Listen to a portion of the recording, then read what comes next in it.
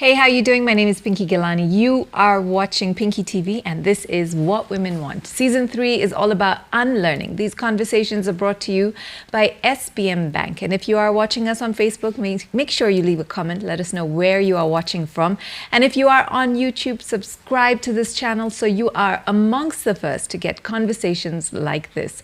I totally love my job because of who gets to sit across from me every week and the conversations that we have that are completely inspiring and hopefully motivate you to look within yourself and live a better life. Today our guest is Suzie Wokabi.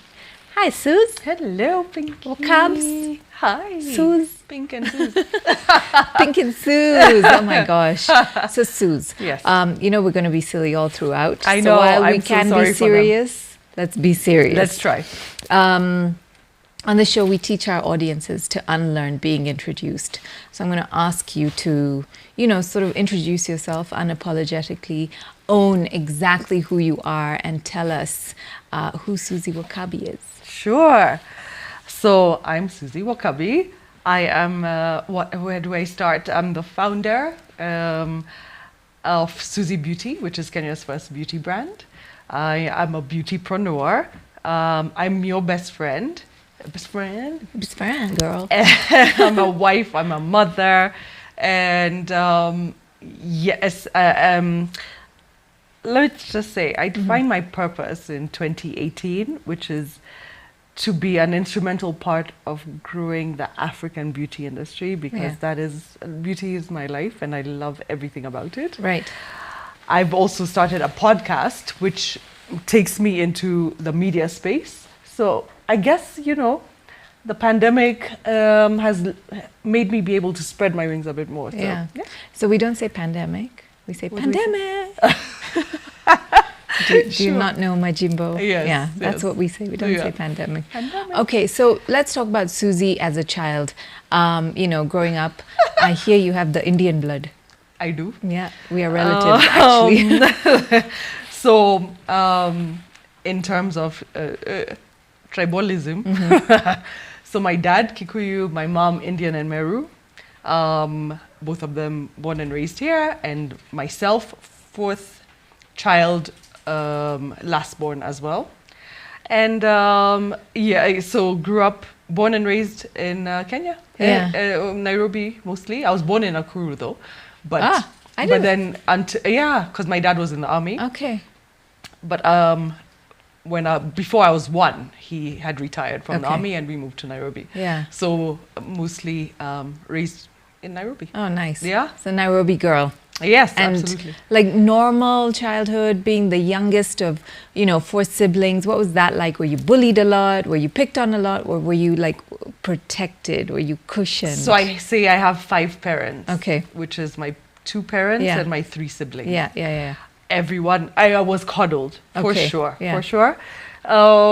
Whereby, when I finally got to leave home during college, I had the option of going to the US, and I jumped on it so fast because that was the first time I was going to be by myself. Okay. Completely coddled and completely I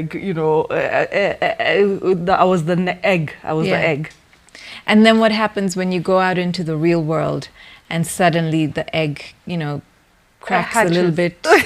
There's like a few, you fall a few times and you're like, oh my gosh, this is what they were protecting me from. It was beautiful. Okay. I had none of those issues. Okay. Because I guess I was so ready for it. Yeah. So I went to my first place to live alone ever was in San Diego, in California. And I was living on campus, so it was, still like a very soft landing also. Yeah. So not in the real world. Yeah, exactly. Yeah. And then they were still all there, watching me and from far, because there was the physical distance by force. And it was very, very simple for me. Yeah. But then now after college, getting into the real world, that's a whole nother story. So tell us about that. So I graduated with a degree in international relations with a minor in sociology. Oh, wow. So do you think I did anything with either? No. Yeah. We know you didn't.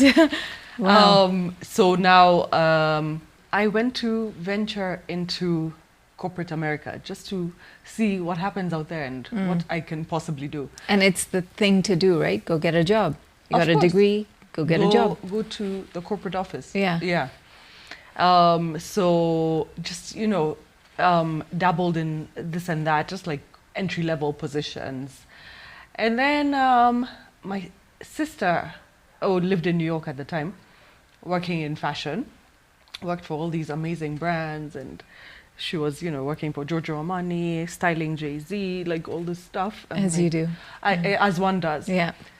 So I am actually, now 2 degrees of separation away from Beyonce. Yeah, Beyonce.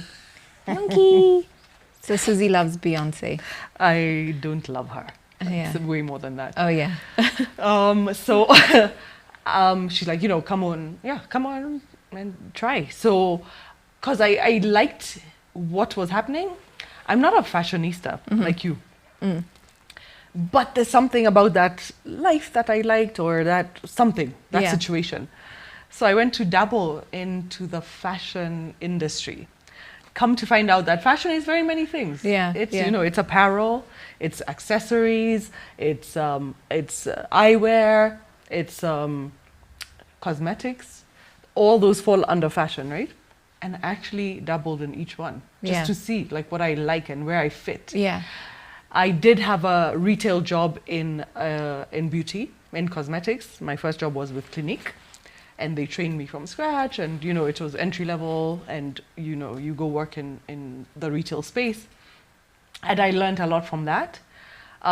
My dream job was to work for MAC, which was like across the counter from me, and I'm watching these people doing all this amazing makeup. I love the makeup bit of it. Clinique was obviously very like dermatological. Yeah, skincare. Exactly. Yeah. So I'm like, I want that. So I tried for a while. I finally got a job with MAC, and they trained. That training was actually very instrumental to the Who rest you of are. my story. Yeah. So trained me from scratch inside of the makeup artistry bit of it, and did that. And then I realized I don't like retail. I don't like working in retail. Yeah. I do love makeup artistry, but I don't like the retail bit of it. So what can I do? So I still worked in corporate inside of fashion.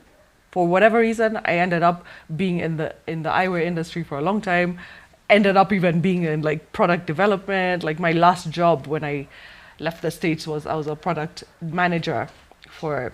My brands were like Dior and Gucci and like all these amazing brands that I was Yes. creating product for.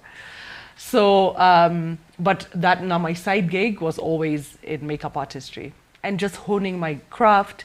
We used to do a thing where me, a makeup artist, a model, and a photographer would get together like every single weekend, put together a shoot. Nobody pays anyone else because we're all Learning. honing Yeah, our skills yeah. and getting our portfolios done from each other's skills. Yes. Yeah. So came back home in 2007 with a very strong portfolio and a suitcase full of makeup, and came to work in media makeup. Okay. And I also did a media makeup course in LA, Yeah. Yeah. which my dad sent me for. Yeah. And did that, came back home to work in media makeup. And before I moved back, I took a trip a few months before, came and met media amazing people, just to be like, hi, I'm a media makeup artist and I'm Yes. coming home soon, give me jobs. Sure. And so, yeah, it was the magazines, it was the TV stations, it was that type of thing. And at that time, when I moved back, there was very, very few professional makeup artists in the Exactly. industry. It was such a small, infantile industry. Yes. Yeah. And we all would share jobs, like work together so nicely. Like I remember. what it is now I is remember. an animal. Yeah. And yeah, so that's where I knew I hit the ground running and got into the industry. So now you're back in Kenya. You're back home after how long? Almost 10 years. Okay, so you're finding your footing. Things have changed dramatically in this Completely. country that you left, and suddenly there's a lot of development. There's a media world, which probably didn't exist before you left, and you are trying to understand, okay, is this where I want to be? What happens between that moment to the time you birth, your own brand? Yeah. So, sort of maybe a year into it, I'm starting to look for product because I need to replenish things I've run out of. Even for myself, my suitcase is like running out. Empty, yeah. I'm like, where do people buy? I can't remember. Like, I've been away for 10 years. We used to buy makeup in one place, and I barely used makeup at that time. Yes. I was, in college. Meanwhile, I was still that chick who would pluck everyone's eyebrows and, and when we're going out. Yeah. But I'm like, where do I replenish my product? And this beauty shop there, that pharmacy there, like whatever. What I'm finding, what I was buying for for $10-20 in the US is like $100. Yeah. It's not even the right color. It's not the right brand. I don't even know what the brand is. Like, I'm like, there's obviously a space in this retail cosmetic situation. I'll just rewind. And apparently I had told friends before that one day I will have my own brand. Okay. I don't remember this. Okay. They told me years later when I'm like, look what I've come up with. They're like, okay, but you already said that such a long time ago. So I'm like, I'll create my own. Yeah. And so that was January of 2009. I'll never forget it. I woke up one morning and I told Eric, my husband, I'm like, I'm just going to make my own. And he's like, go for it. Yeah. I'm like, yay, okay. Fortunately, he was there by my side because what I was not going to do intelligently was like the legalities. Okay. And like the paperwork. Exactly. Yes. Registering the company, like trademarking the brand. Like, so I'm just in my creative world, naming the brand and creating the product and naming the names of each eyeshadow, like whatever. Yeah. And I just like want everything to be perfect inside of the product. So that was a 3-year-long process before we launched the brand into the market. Yeah. And being the first Kenyan beauty product. Now, there was a bit of like questioning in the sense that, but it's not made here. Yeah. And, absolutely. but it's a Kenyan brand. Yeah. So how did you handle that? So, and I was just being very clear about why I could not manufacture locally. Yeah. Made me confident enough to explain the story. I had to go look for contract manufacturers because that's what makes it Kenya's first beauty brand, is because nobody was making makeup locally. For Kenyans. There's cosmetics. Yes. There's, lotions, there's hair, there's, but makeup itself, nobody had done it. So that means no raw materials, no expertise, no machinery. And so I just had to do a lot of R&D, research, see what I can do to make this work best. Yeah. So do I import raw materials, machines, people, expertise? Like, do I do that? Or should I just like go not abroad? reinvent the wheel? So there's contract manufacturers all over the world. And we actually went visiting a whole bunch of them. But I was very particular about, like, this thing that I've mixed? I've mixed it. I just need 1,000 of them. Yeah. No, I don't want what's in your showroom. Yeah. I want this many. Okay. So finding that person, because a lot of people are like, oh, but we have all these, we'll just put your logo on them. No. I'm like, no, I don't want that. So yeah, found the right person and then mass manufactured and was able to launch in the market. But after that, I had to, of course, after they've developed for me this product, I had to test it. Yeah. So a lot of people don't know that they were my guinea pigs. But I was very confident in my work. I knew everything, like all the ingredients are like completely safe. Everything is allergy tested, like all that stuff. So I while I've tested on myself, I'm okay to put it on this bride who's going to walk down the aisle just now. And then year 3, we spent fundraising because Yeah. it was we knew we needed big funds to get the product here. Yeah. Yeah. But you obviously did your research well. You had good, solid proposals in order for you to be able to be the brand that you are within the market. Yes. So Yeah. being a respectable person in the market, and people were my first newspaper article was written in September 2009. I hadn't even done that mixing. I just said I'm going to create a product line. That's amazing. And it was Suzie Wokabi is going to create a product line. Yeah. So I had also I had a lot of good media contacts because of working in media, makeup artistry. Yes. And then the respect and the in the industry and the trust. Yeah. So what would you what would you say to anybody watching who's like, I wanna start a business, I wanna start a brand, but I'm scared, I don't have the money, I have all the ideas, I don't want to do the paperwork. Somebody in your situation, what advice would you give them now? Okay, one, whatever industry it is that you're trying to be an entrepreneur inside, please adore it. I'm not going to say love. Have all the passion in the world for it, because there's no way you're going to survive without the passion for that thing. Yeah. Don't start a beauty business because Suzie Wokabi looks like she's excelling. Yes. That's not why. Yeah.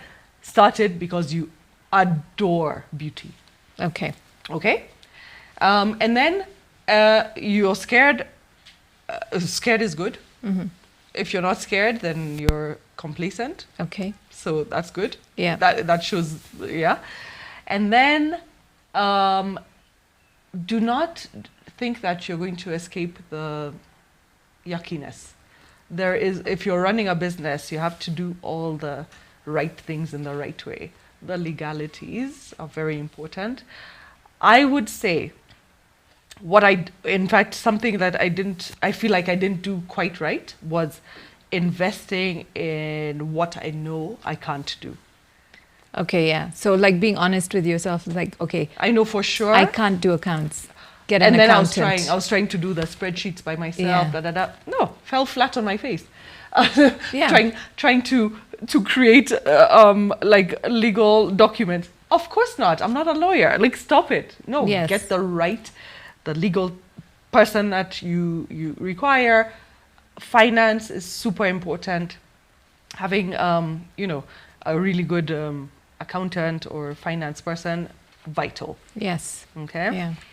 And a thing I started doing quite early was like, I've had a bunch of like social media managers through the years, and that because I know I don't fully understand it, and it's okay. Yes. And I don't have to. I know what I need to learn and what I don't need to learn. Yeah. And this person I'll put a post that same post. I'm looking at it. It looks the same. That same person puts that same post, and then the views and the likes are completely different. Sure. I'm like, it's okay. Let it go. Just know that that's not your job. It's not you. Yeah. And it's okay. Yeah. Yeah. Yeah. So being honest with yourself. Absolutely. And to say, I'm not strong in these With this areas. thing. And then I know where nobody can touch me or nobody should step into. Yeah. Which is, for me, it's all the creative stuff and it's a product. And I'm very particular about that. Yeah. So that I would definitely have a fight with anyone trying to step into that territory of mine. Yeah. Yeah. So since you launched your brand, there's been so many more brands that have followed suit. There have been so many upcoming makeup brands that are Kenyan. There's a bunch of local brands that have come up. Yeah. Apart from that, there's been a lot of like international influx. Yeah. That Yeah. also came in. That was a sudden boom. Yeah. Where it was like, oh, all these brands Yeah. and outlets, etc. Yeah. Which is a good thing, I feel, that Completely. you managed to inspire. I feel. Absolutely. Yeah. And I get asked a lot about, oh, oh gosh, like, you know, isn't competition, like, doesn't competition bug you, or is it not? I'm like, I love competition because I have a brand, and I have a brand, my own brand promises, which this other brand does not have those same promises. So if for nothing else, they prove me right. And then they have their own. And I think we had a conversation about this. The beauty industry in Kenya is what, $2 billion worth? Is that right? At this point, it's. Okay. That was at that time. And that's maybe worldwide. But then in Kenya, it's like 6.6 billion shillings worth. Okay, so 6.6 billion shillings worth. And Suzie takes 10%, say. There's still from your lips 90% there on that pie. Absolutely. There's space for all of us. Yeah. And more. Yeah. I cannot cater to everything and everyone. Yeah. I know what my brand can do and can't do, and then there's somebody else who's taking care of what I can't do. Okay. So yeah. No, it's a very welcome and warm space. But yeah, I mean, you don't see that because of course it's the fashion industry, which apparently is cutthroat, and apparently, you know, there are all these, it's like women can't support women can't work with each other, which is all like, it depends on what space you're in. Exactly. What would you say to young girls who are really struggling with image? You know, looking in the mirror saying, my eyebrows are messed, my skin is not nice. You know, there's this whole campaign right now, and even on social media, about social filters. Media gets so evil. Yeah. Like, should we be hiding behind makeup? Okay, so we shouldn't be hiding behind anything. Let's start there. Be it clothing, makeup, nails, like whatever it is. Yeah. We should not be. Okay? Mental health is its own thing. Yeah. And that's where that comes in. Should everyone wear makeup every day, all day? Like, I'm the worst person to ask that to, because I don't go a day without makeup. And but then define that. And I've told you this many times. Like, even if I'm going to the supermarket with pajamas on, literally pajamas and like slippers, I have my concealer and my eyebrows done. Like, that's me. Yeah. Somebody who's completely confident and comfortable being naked faced. That's me always. You. Aside from when I do the show. Exactly. You've seen me. I know. Yeah. And you own it and wear it well. And so if somebody's fine with that, all good. Yeah. Yeah. So just like to each their own, and like whatever makes you completely happy, fine. Yeah. Me, concealer and eyebrows make me completely happy. Sure. I have an eyebrow fetish also. Yeah, I know. So if they're not done well, like, I've fired people because of eyebrows. Like, I've lost a gynecologist because her eyebrows were really bad. Like, yeah. So that's just me. Like, she's examining you and all you're looking and at. And I'm like, I can't concentrate. So what happens? I mean, like, I know that we've had this discussion. You are a mummy of 2 boys. Yes. Right? And a beautypreneur. Yes. Right? Do you feel, even still, like you want a baby girl to dress up and put makeup on? 1,000,000%. Yeah. If you could give me one now, I would take her. No, you yourself, Suze.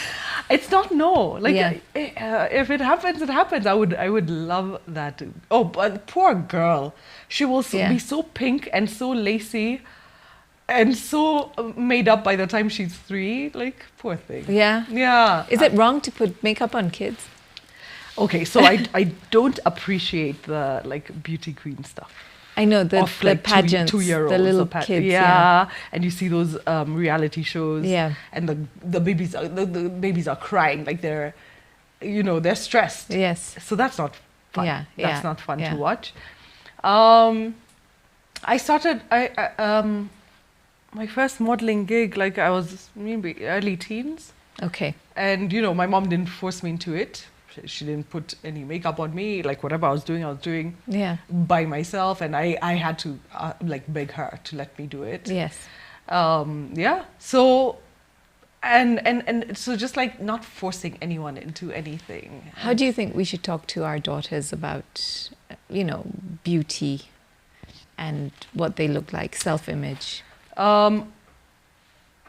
One, you are beautiful, should be the general statement all day, every day.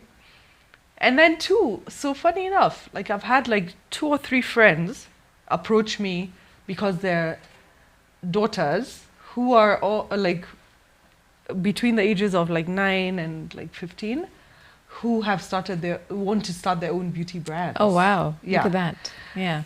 And please, can you, like, you know, they're looking up to you, like, can you help? So I've like mentored Okay. little girls to make their own brands, and like 2 of them have already launched.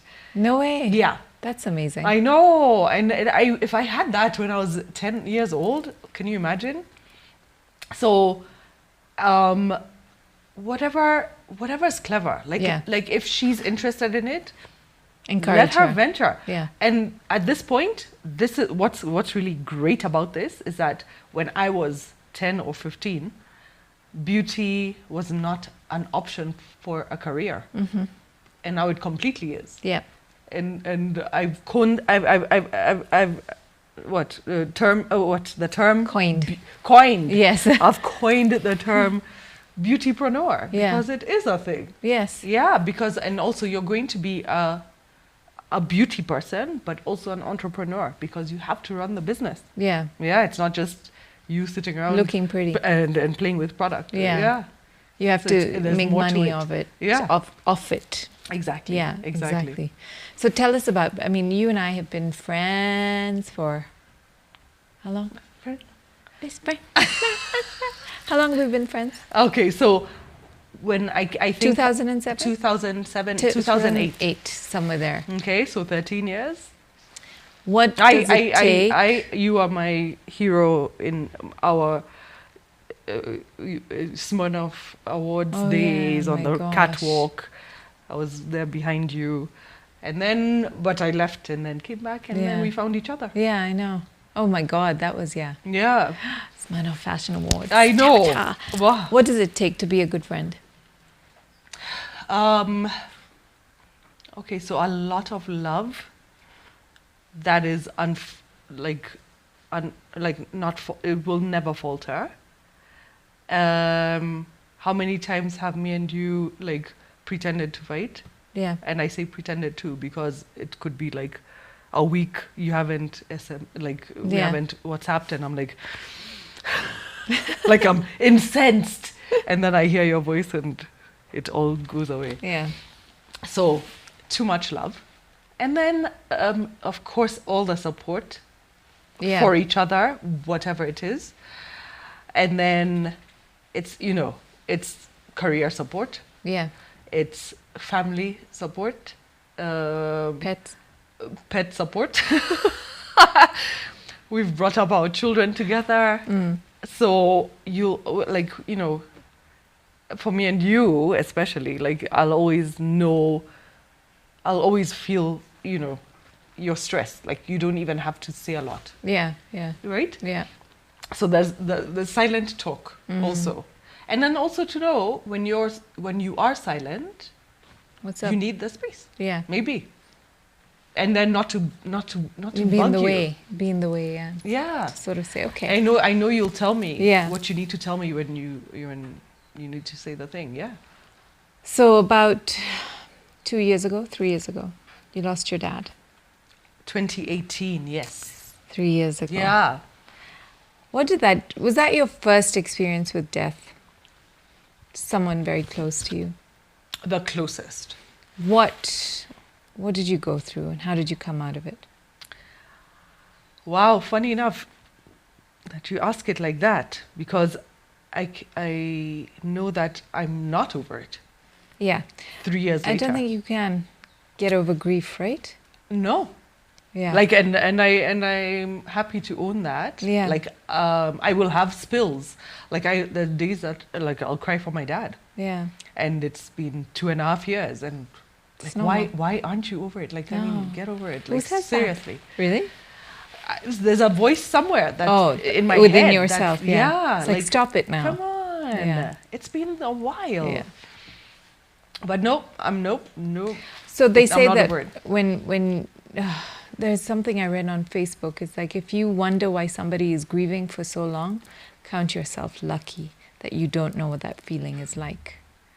Wow. Isn't that powerful? Wow. Yeah, because it's true. And grief lasts as long as I think you And live. you've lost a dad and a brother. Yeah. And it still hurts as much. Oh, yeah. I mean, my dad died when I was 6. 6. And I'm 45. Yeah. So we're going to 40 years And it next still year. hurts. Yeah. Yeah. Can you imagine? Yes. There's still a void. You know, so when they say time heals all wounds. No. I mean, cute, but no. No. It's like it hurts. Yeah, it Yeah. hurts. It really does. Yeah. And then I guess just what helps me sort of get through, like, I mean, I have so many amazing memories with him. And how on earth did I manage, because of course my mom was broken, my siblings were like Yeah. gibberish. Yeah. I put together his eulogy, like that. Like I did that. I'm the only one who had his like entire like resume from him. Like I don't know why. And then so I had to like Put it compile together. all everything that he has done in his life, and for everyone to celebrate that. And I did it completely, so like fluently. Mm-hmm. I maybe it was robotic. You go into a mode. Yeah. And then nope. Until now, still completely not over him. What advice would you give to anybody who's going through grief? Cry when you need to. Feel whatever you need to feel when you need to feel it. Yeah. And don't let anyone tell you otherwise. Don't let anyone tell you to stop. Don't let anyone tell you to get over it. No. Okay. It's your process, and have it. Do what you need to do. Yeah. We always say, yeah, you do you, boo-boo. Do you, boo-boo? You do you, boo-boo. Yes. Gosh, Suze, thank you so much. What do you mean? I know. It's like, Thank yeah. you, We're my like, love. yeah, it's just, time just flies, you know, when it's you and I. Now we can be silly because we're going to shut the cameras off. Time flies when you're Having fun. Listen. So thank you so much for watching. Suzie and I would love to hear from you. We'd love to know what you think about the term beautypreneur, and would you consider yourself a beautypreneur? What about when you're going through, you know, the ideas that you want to dabble in, in a business? Have you ever thought about it? Did Suzie's words encourage you? And finally, what do you think about grief? Are you going through grief? Did Suzie sort of encourage you with her journey? Remember, at the end of the day, we all have similar journeys and we're all very much the same. And I think we can always learn from each other. Absolutely. So it's Yo. thank you. Thank you. You know, they're all screaming at us Yeah. to get back to our videos. I know. So, hopefully, you guys will get it together. We need to do something because our silliness needs to, I think especially now, we need to just really be silly, you know, the serious stuff. Exactly. Yeah. And there's TikTok. Then there's TikTok. Girl, best friend. Thank you so much for watching. Remember, on this show, we always remind you to be brave enough to learn to unlearn. We'll see you again real soon.